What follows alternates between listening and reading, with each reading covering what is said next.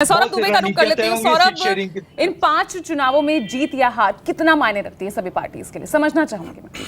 नहीं, बहुत मायने रखती है, क्योंकि ये जो 5 राज्य हैं, 5 राज्य में खास तौर पे जो हिंदी भाषी क्षेत्र हैं और तेलंगाना है, तो ये आने वाले लोकसभा चुनाव के लिए बहुत ही महत्वपूर्ण चुनाव है। और यहाँ पर आपको जो है अपनी अपनी सरकारों के माध्यम से पता चलेगा कि हमारी लोकसभा में स्थिति क्या है। अब देखिए, जिस प्रकार से तेलंगाना की बात हो रही है, तो तेलंगाना में निश्चित रूप से मुस्लिम और जो ओबीसी है, वोट पिछड़ा वोट है, वो 55% के आसपास पिछड़ा वोट है। तो निश्चित रूप से वहाँ पर बीआरएस तो बहुत मजबूत है, क्योंकि जो है केटीआर और उनके पिताजी और उनकी बेटी कविता जो है, वो उनका जो है वो थोड़ा सा दबदबा तो वहाँ पर देखने को मिलता है तेलंगाना के अंदर।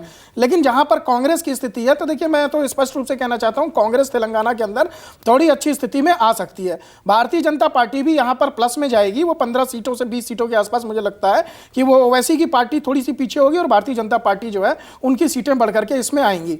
अब जहाँ तक बात हम करते हैं मध्य प्रदेश की, तो मध्य प्रदेश में देखिए, जो 8 महीना पहले इन्होंने लाडली बहना योजना इसको लागू किया था, इस योजना को लाए थे, तो उसका बहुत बड़ी मात्रा में फायदा होता पार्टी को, बीजेपी को दिख रहा है। तो मैं मान करके चलता हूं कि लाडली बहना योजना के माध्यम से जो महिलाओं का वोट प्रतिशत बढ़ करके आएगा, वो भारतीय जनता पार्टी के लिए बहुत फायदेमंद होगा और कहीं ना कहीं मध्य प्रदेश के अंदर भारतीय जनता पार्टी की सरकार बन सकती है।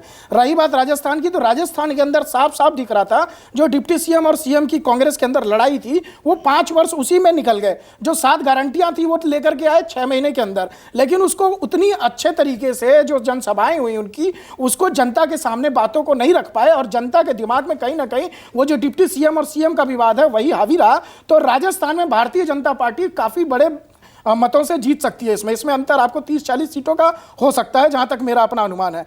और जहां तक बात रही छत्तीसगढ़ की, छत्तीसगढ़ में बिल्कुल कांटे का मुकाबला है और भारतीय जनता पार्टी कांग्रेस के अंदर जो है, चूंकि भारतीय जनता पार्टी के पास एक कोई ऐसा लोकल चेहरा, उन्होंने रमन सिंह आए हैं लेकिन थोड़ा देरी से आए, लेकिन बावजूद उसके भारतीय जनता पार्टी सिचुएशन तो राजस्थान में भी है ना। क्लियरली तो उन्होंने नहीं कहा ना, आधिकारिक कोई घोषणा हुई नहीं कि बस उनका राजा ही सीएम चेहरा होंगी। देखिए, राजस्थान और मध्य प्रदेश जो है वो केंद्रीय नेतृत्व जो होता है वो उस पर हावी रहता है, लेकिन छत्तीसगढ़ के अंदर चूंकि नक्सलाइट एरिया है और बहुत बड़ी मात्रा में आदिवासी और नक्सलाइट हैं, तो वो लोगों को वहां पर राज्य का नेतृत्व तो चाहिए ही चाहिए, वहां पर एक लोकल नेतृत्व तो चाहिए होता है। हालांकि मोदी जी के नाम पर, कमल के निशान पर जो मोदी जी की लोकप्रियता है, कहीं जो संकेत है, क्योंकि केंद्रीय चेहरों को उतारा गया मध्य प्रदेश में भी, वहीं राजस्थान में भी उतारा गया, लेकिन छत्तीसगढ़ में उतारा नहीं गया जी, यही कंफ्यूजन है। मैं नहीं, कंफ्यूजन बिल्कुल नहीं है। देखिए, मध्य प्रदेश और छत्तीसगढ़ के अंदर जो है, राजस्थान के अंदर, राजस्थान और मध्य प्रदेश के अंदर तो बहुत सारे चेहरे हैं भारतीय जनता पार्टी के पास। अब अगर शिवराज जी 4 बार से सीएम हैं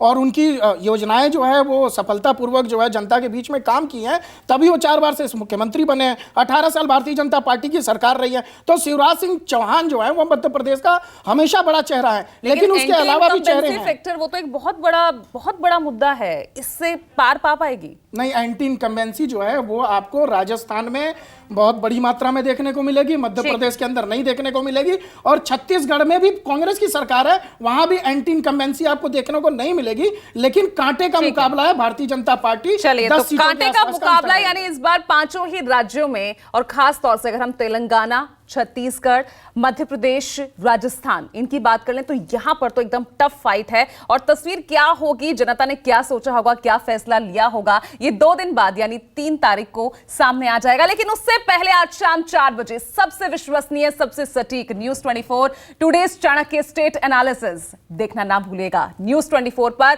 शाम 4 बजे से लगातार। आज के लिए ब्रेकिंग विद एजेंडा में इतना ही। आप सभी का बहुत बहुत शुक्रिया हमारे साथ जुड़ने के लिए। नमस्कार।